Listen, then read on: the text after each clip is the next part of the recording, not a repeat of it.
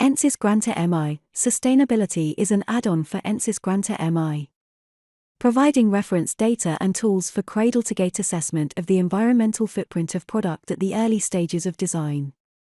Using the Ansys Granta MI Materials Gateway, users of Siemens Teamcenter can straightforwardly transfer a bill of materials, with assigned Ansys reference materials or in-house materials, from Siemens Teamcenter directly into the BoM Analyzer to assess for restricted substances risks or overall sustainability.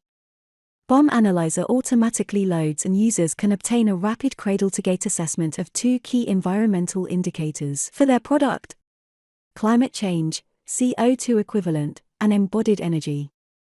Information is provided line by line with roll-ups of mass and environmental footprint. Users can rapidly assess the performance of individual materials and components, or consider broader sets of components and determine how to improve sustainability. Information is also provided in a straightforward report with breakdowns of the materials with the largest environmental impact.